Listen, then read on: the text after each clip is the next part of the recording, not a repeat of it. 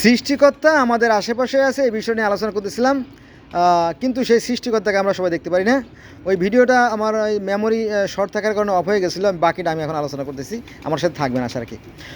এটা দ্বিতীয় পর্ব আর কি। তো বলছিলাম যে সেই যে জরথ্রুস ধর্ম বা পার্সি ধর্মের যে প্রবর্তক জরস্টার, তিনি জরস্টার তিনি ছিলেন একজন পুরোহিত।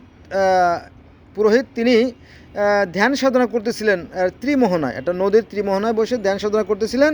তো এই ধ্যান সাধনা করার এক পর্যায়ে এক ঐশ্বরিক দূত, মানে আমরা যাকে বলি ফেরেস্তা, ওরকম তো একজন ঐশ্বরিক দূত আসলো। আসার পরে বলে, হে জরথ্রুস্ট, মানুষ তো অধার্মিক হয়ে গেছে, তুমি তাদের জন্য একটা ধর্ম প্রচার করো। বলে, এটা কীভাবে সম্ভব, এটার সিস্টেমটা কী, কীভাবে করবো? বলো যে আচ্ছা, তোমার জন্য একটা ট্রেনিং দরকার, সংক্ষেপে বলতেছি, যে তুমি চলো।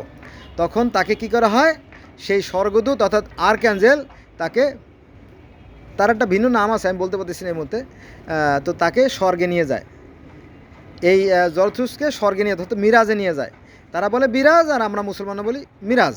ভালো করে শুনেন যে পার্সি ধর্মে বলা হয় মিরাজকে বলা হয় বিরাজ, আর আমাদের ইসলাম ধর্মে বলা হয় মিরাজ আর বিরাজ প্রায় একই রকম শুনতে শোনা যায়। তো এই জরথ্রুসকে স্বর্গে নিয়ে যায়। স্বর্গে তিনি 10 বছর অবস্থান করেন এবং তাকে ট্রেনিং দেওয়া হয় কীভাবে মানুষকে সে হেদায়েত করবে, কীভাবে তার ঈশ্বরের বাণী প্রচার করে, এইভাবে একটা ট্রেনিং দেওয়া হয়। এবং তিনি স্বর্গের আরাম আয়েশ, তারপরে নরকের দুঃখ কষ্ট, তারপরে হুরগেলেমান, সব কিছু দেখে আসেন। বুঝছেন? তো সেখানেও সৃষ্টির সূচনার সময় বলা হয়েছে যে প্রথমে সৃষ্টিকর্তা একটা গরু তৈরি করেন এবং একটা গাছ তৈরি করেন, একজন মানুষ তৈরি করেন। তো সেই গরু জবাইয়ের মাধ্যমে, একজন মানুষ বলির মাধ্যমে যে রক্ত, সেইগুলো থেকে মোটামুটি পৃথিবীতে যত গাছপালা আছে এবং জীবজন্তু আছে সেগুলো সৃষ্টির সূচনা হয়। সেই কাহিনীগুলো আছে জেন্দাবেস্তা অবস্থায়, যদি আপনার জানার দরকার হয় আপনারা জেনে দেখতে পারেন। তো সেখানে সেই মাটি দিয়ে মানুষ তৈরি কথাই বলা আছে।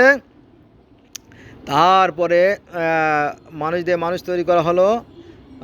তারপরে সেখানে আবার ওই যে দুইটা পক্ষ, একটা আছে ভালো মন্দ, একটা আছে আংরা মানু, একটা আছে আহার মানু, ভালো মন্দ দুটো শক্তির সাথে যুদ্ধ দ্বন্দ্ব সংঘাত, সেই বিষয়গুলো বলা করা আছে। তারপরে সে 5 ওয়াক্ত নামাজের কথা বলা আছে, সকাল দুপুর সন্ধ্যা মধ্যরাত প্রত্যুষে, সকাল দুপুর সন্ধ্যা মধ্যরাত প্রত্যুষে 5 ওয়াক্ত তারা নামাজ পড়ে, আর তারা রোজা থাকে। তারা আপনার করে ওই অজু করে, অজুকে বলা হয় প্রক্ষালন, তারাও অজুও করে।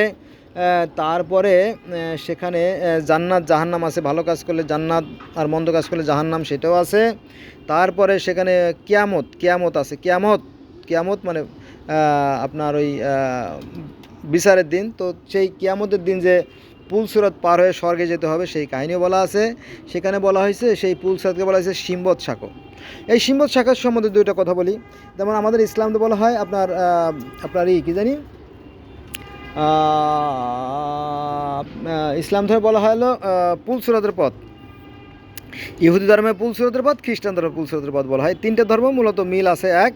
আর ওই পার্সি ধর্মেও মিল আছে, সেখানেও সেই পুল সিরাত, তবে তারা পুল সিরাতকে বলা হয় সিম্বত সাঁকো। আর সনাতন ধর্মেও মিল আছে, সেখানে আপনার এই সিম্বত সাঁকো বা সেই পুল সিরাতকে বলা হয় বৈতরণী, হিন্দু ধর্ম বলা হয় বৈতরণী। বুঝছেন? তো এই তারপরে আপনারা জানেন যে এই ইহুদি ধর্ম এবং খ্রিস্টান ধর্ম, ইসলাম ধর্ম, এই 3টে ধর্মকে বলা হয় আব্রাহামিক রিলিজন। কারণ নবী ইব্রাহিম আলাইহিস সালাম থেকে এই আপনার এই ধর্মের উৎপত্তি, হযরত ইব্রাহিম আলাইহিস সালাম থেকে এই ধর্মের উৎপত্তি। এই ইব্রাহিম আলাইহিস সালামের কথা আছে তাওরাতে, এই ইব্রাহিম সালামের কথা আছে বাইবেলে, এই ইব্রাহিম সালামের কথা আছে কোরআনেও আছে। এমনকি আপনার এই ইব্রাহিম আলাইহিস সালামের কাহিনী আপনি বেদেও পাবেন। সেটা হচ্ছে প্রহ্লাদ মহাজন, তিনি দিবারাত্র নিরাকার হরি হরি হরি হরি হরি অর্থাৎ আল্লাহর কথা বলতেন, সেই কাহিনী আছে। এবং ইব্রাহিম আলাইহিস সালামকে যে আগুনে পোড়ানো হয়েছিল, সেই কাহিনী কোরআনে আছে, এই কাহিনী তাওরাতে আছে, এই কাহিনী বাইবেলে আছে, এমনকি এগুলো সনাতন ধর্মে আছে। এইটা ঘটনা এরকমটি যে পুরোহিতরা অর্থাৎ ধর্মগুরুরা, এটা কিন্তু সনাতন বা হিন্দু ধর্ম থেকে বলতেছি, যে পুরোহিতরা অর্থাৎ ধর্মগুরুরা প্রায় স্বর্গে যেতেন ঈশ্বরের সাথে দেখা সাক্ষাৎ করার জন্য। বোঝা গেছে? তো ঈশ্বরের সাথে দেখা সাক্ষাৎ করার জন্য প্রায় স্বর্গে যেতেন। তো একবার স্বর্গের যে দেবতারা আছে, এই স্বর্গের দেবতারা বিয়াদবি করে ফেললো, এই স্বর্গের দেবতারা বিয়াদবি করে ফেললো আপনার ইরার সাথে, ওই কার সাথে বললাম, সরি, আপনার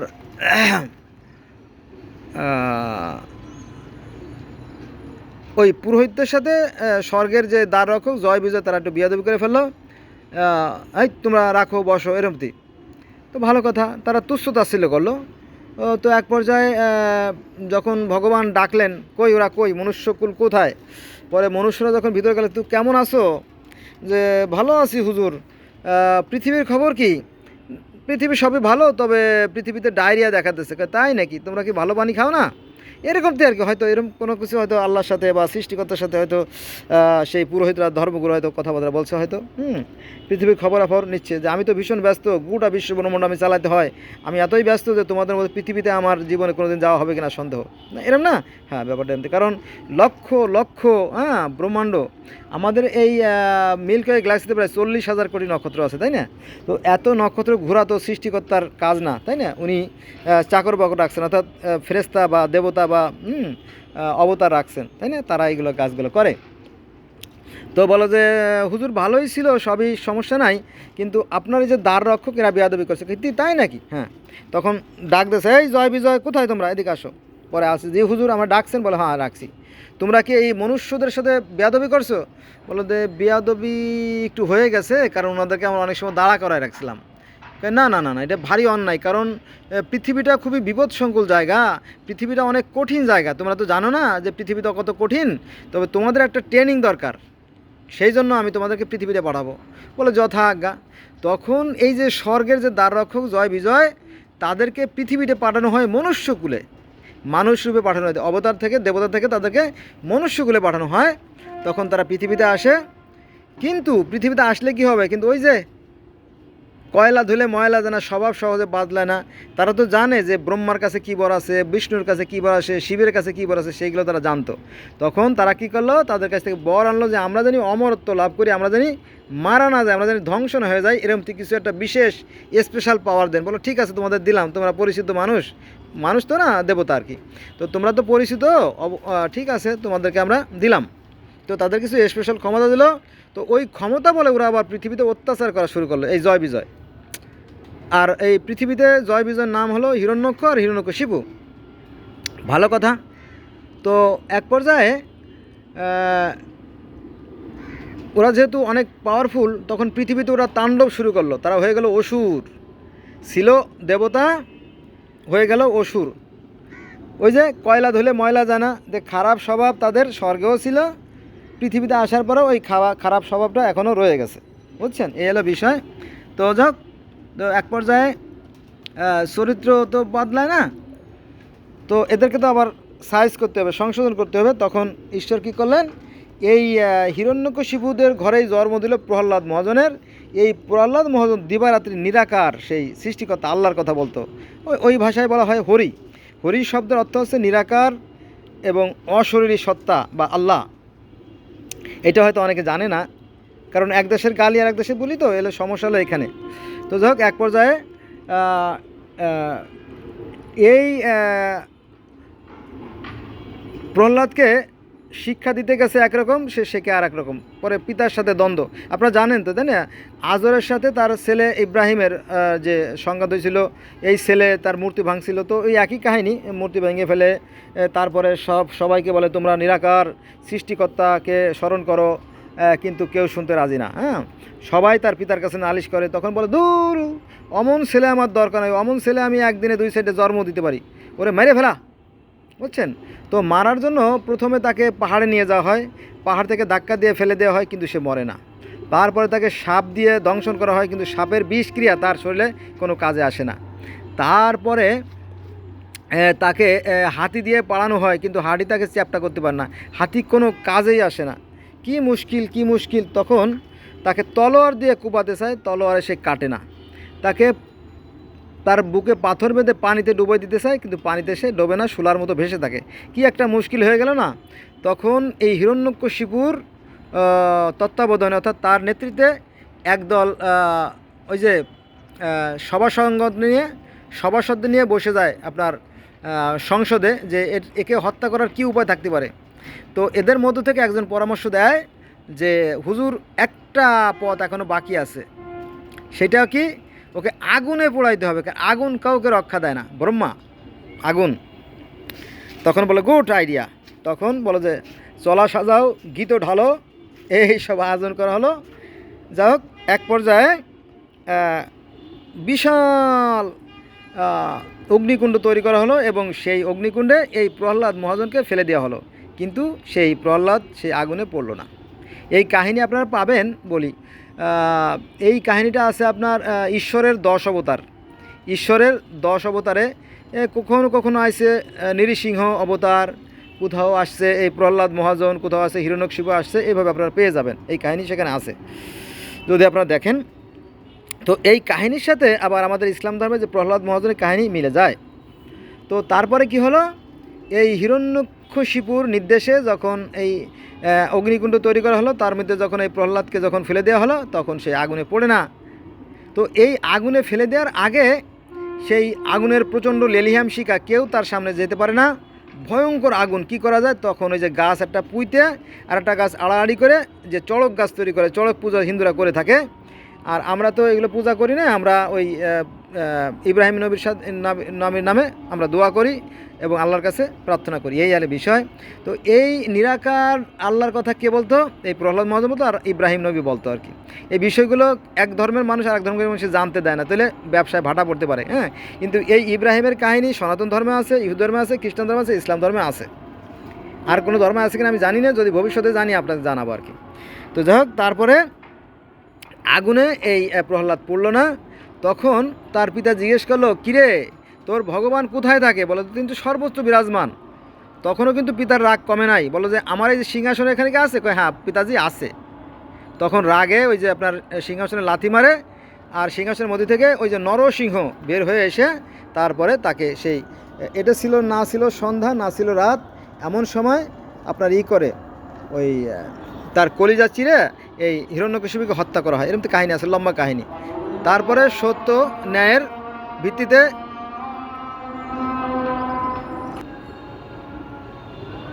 বন্ধুরা, চাঁদ মামা কিন্তু আমার সামনে আছে, পাশে আছে চাঁদ মামা।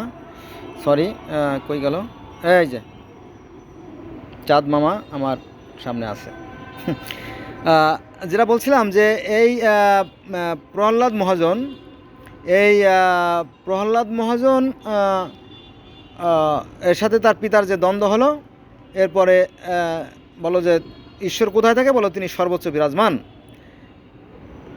এবং এক কথা বেদে আছে যে তিনি অশরীর, নিরাকার, জ্যোতিময়। হ্যাঁ, সবই আছে, কোরআনে যা আছে বেদে তাই আছে, বরং বেদে আরও তথ্যপত্র বেশি আছে, কিন্তু এগুলো মানুষ জানে না। কেন জানে না আমি জানি না। যাক, তো তারপরে বলো যে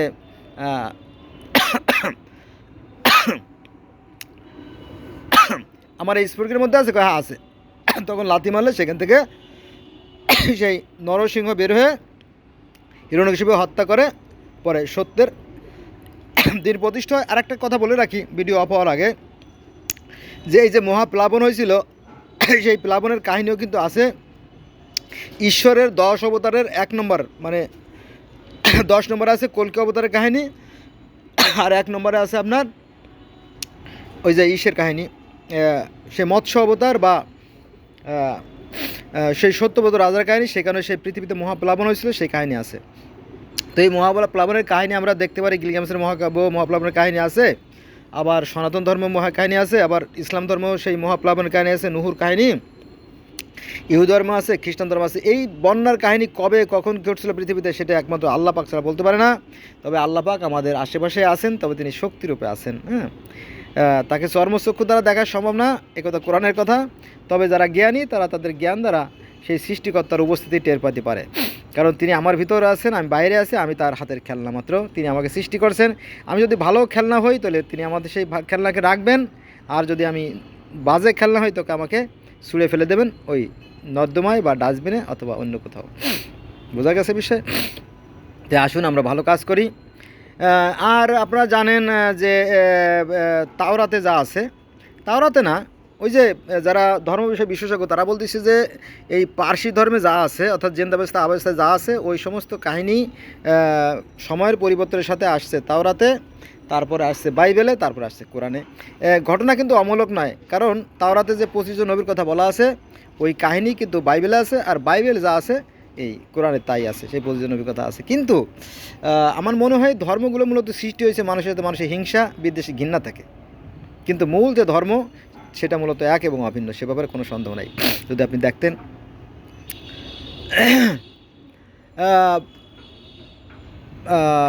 মেমোরি আছে আর একটু বলি কথা, সেটা হচ্ছে যে মনে করেন যে এই যে আমরা আমরা মুসলমান, আমি মুসলমানের সন্তান, আমরা যে মক্কায় হজ করতে যাই, এই মক্কাটা মূলত আমাদের না, এটা হচ্ছে হিন্দুদের মক্কেশ্বর মন্দির। হ্যাঁ, এটা অনেকেই জানে না, অনেক হাজিরাও জানে না বোধহয়, জানে না যে এটা হিন্দুদের যে মক্কেশ্বর মন্দির ছিল এবং এখানে 360টা মূর্তি ছিল আর কি।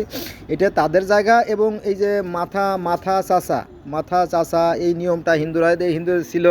তারপরে 7 পাক খাওয়া হিন্দুদের ছিল। তারপরে সাবা মারোয়া ঘোরাঘুরি এটাও হিন্দুদের ছিল।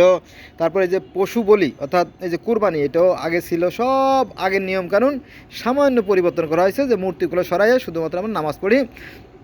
আর হিন্দুরা যে নামাজ পড়ে সেটা হচ্ছে তারা এই মক্কা ঘরে চারিদিক থেকে ঘুরতো আর বলতো লাব্বাইক, আমরা বলি না লাব্বাইক লাব্বাইক, তারা বলতো উরু দিত, উরু ধ্বনি দিত। এটা কিন্তু কোরআনে আছে যে হিন্দুদের নামাজ ছিল এভাবে, তারা উলু ধ্বনি দিত, এটা ছিল তাদের নামাজ। তো এটার একটু সংস্করণ হয়েছে, কিন্তু মূল বিষয়গুলো কিন্তু এক এবং অভিন্ন। এটা যদি আমরা জানতাম এবং যদি আমরা এই ধর্ম নিয়ে বাড়াবাড়ি না খেতাম, তাহলে মনে হয় পৃথিবীটা আরও সুন্দর হতো, আমাদের জীবনটা অনেক রঙিন হতো, অকালে বহু প্রাণ ঝরে যেত না। হ্যাঁ, লক্ষ লক্ষ কোটি কোটি মানুষ কিন্তু মারা গেছে এই ধর্মের কারণে, বোঝা গেছে, এখনও মারা যাচ্ছে। মনে করেন যে এই যে সিরিয়ার যে প্রেসিডেন্ট বাশার আল আসাদ গত 8/12/2024 সালে পালাইয়ে রাশিয়ায় চলে গেল ব্যক্তিগত বিমানে। তো এই দেশে ওনার পিতা হাফিজ আল আসাদ প্রায় 80,000 লোককে হত্যা করছে। তারপরে এই বাশার আল আসাদ উনিও প্রায় 5 লক্ষ বা 6 লক্ষ লোককে হত্যা করছে। এরকম এ করেছে, তাও কি আপনার ওই ক্ষতিকর রাসায়নিক উপাদান দিয়ে, মারাত্মক বিষয় না এটা আর কি। তো এই ধর্মের কারণে অনেক ক্ষতি হয়ে গেছে পৃথিবীতে। আর ভারতবর্ষে তো মুসলিম যারা সুনতাল ছিল, সম্রাট ছিল, তারাও কোটি কোটি লোককে হত্যা করছে এবং এই মন্দিরগুলো ভেঙে ভেঙে মসজিদ তৈরি করছে। এগুলো কিন্তু অস্বীকার করার কোনো সুযোগ নাই। তো যাই হোক, আমরা এমন ধর্ম করবো না যেটা মানুষের ক্ষতি হয়, বুঝছেন? তো ধর্ম তো একটা আছে, ধর্ম মানে ধারণ করা, ধৃ ধাতুর সাথে মন প্রত্যয় যুক্ত হয়ে হয় ধর্ম। ধর্ম তো ধারণ করা। এখন আপনার ভিতরে কী ধারণ করছে সেটা হচ্ছে মূল বিষয়। সৃষ্টিকর্তা আছেন, অবশ্যই আছেন, যেহেতু আমরা সৃষ্টি যখন আছে তখন স্রষ্টা অবশ্যই আছে, তার তিনি অদৃশ্য নিরাকার অবস্থায় আছেন। হ্যাঁ, এলো বিষয়, শক্তিরূপে আছেন সর্বত্র বিরাজমান। তো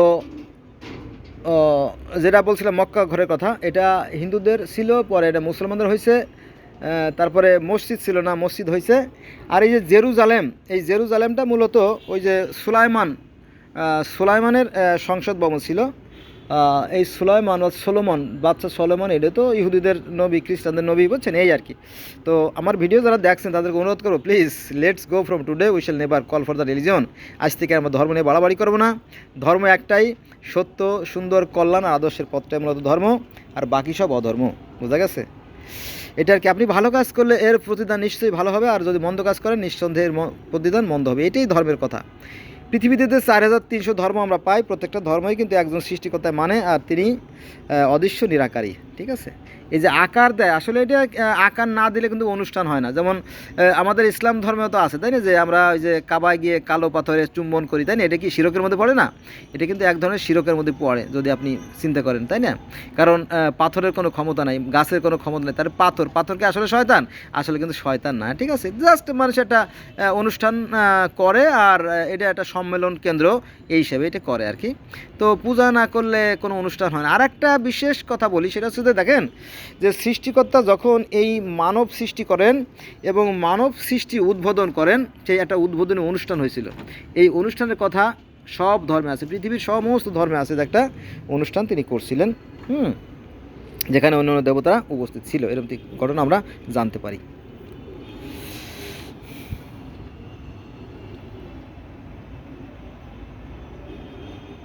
আমার মাথার পিছনে চাঁদ।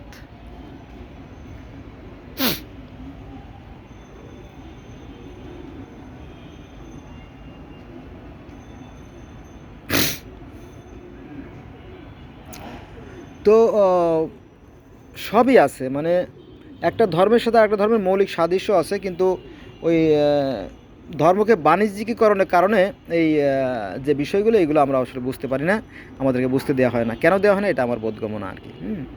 আসুন আমরা ধর্ম নিয়ে বাড়াবাড়ি না করি, ঠিক আছে?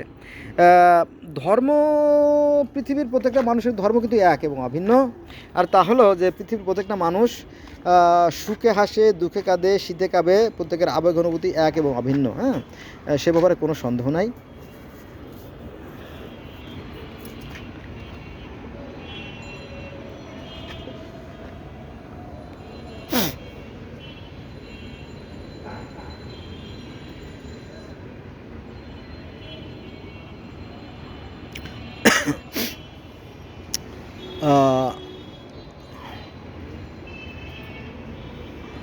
আরেকটা গুরুত্বপূর্ণ বিষয় হচ্ছে যে মানুষ যেমন অর্জন করে, মানুষ যা অর্জন করে সে ঠিক কিন্তু তাই পায়। হ্যাঁ, আপনি একটু খেয়াল করলে বুঝতে পারবেন। হ্যাঁ, যে মানুষ যা অর্জন করে তা ঠিকই পায়, পৃথিবীতেই পেয়ে যায়। আর পরকালে তো হয়তো পাবে, তাই না? কোনো সন্দেহ নেই। একজন মানুষ মরার পরেও কিন্তু তার মানুষের গুণ গান গায়। যদি ভালো গুণ থাকে তো ভালো গুণ মানুষে গায়, আর যদি মন্দ কাজ করে তো তার মন্দ গুণ গায়, তাই না? এটা হচ্ছে পরকালীন একটা প্রাপ্তি। আর পৃথিবীতেও কিন্তু ভালো কাজ করলে মানুষ তাকে শ্রদ্ধা করে, ভক্তি করে। আর যদি অন্যায় কাজ করে হয়তো মুখে মুখে কিছু বলে না, কিন্তু গোপনে কিন্তু বলে। আপনি যদি একটু চোখ কান খোলা রাখেন তাহলে আপনি বুঝতে পারবেন যে আসলে আপনার অবস্থান কোথায়, মানুষ আপনাকে কীভাবে গ্রহণ করতেছে। এই বিষয়গুলো কিন্তু আপনি বুঝতে পারবেন, ঠিক আছে? তো আসুন আমরা আমাদের